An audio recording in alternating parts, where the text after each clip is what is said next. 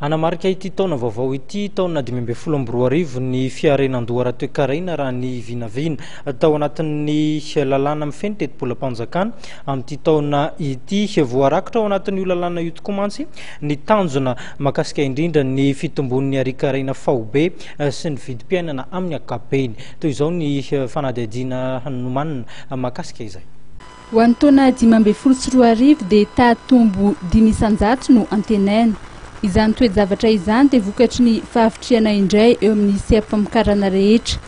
Voalaza ny lalàna mifeny tetim-polam-panjakana izay nolanina teny anivon'ny anteny miera-pirenena fa izany fitombony Arikaraina izany dia mifototra amin'ny seha-pamokarana faharoa izay hitondra ihany koa fisondrotana eo amin'ny fanondranana entana vokarin'ny indostria mpitrandraka Renan-kibonitany.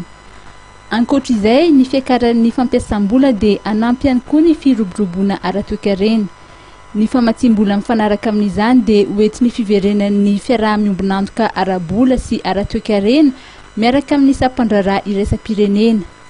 Hiakatra 200 ny seha-pamokarana voalohany, hiabo 2,900 ny sampa-pamokarana fambolena ary 2,500 ho an'ny fiompiana sy jona. Ankoatr'izay, ny seha-pamokarana faharoa no tena ahitana fivoarana lehibe.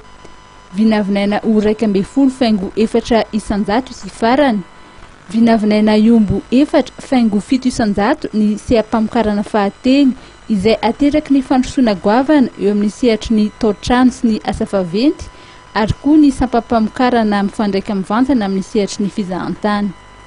Ny taha-pisondrotry ny vidim-piainana dia novinavinaina ho 7,100 amin'ny faran'ity taona ity, vokatry ny fampiarana tsikelikely ny vidin'ny solika tokony ho izy.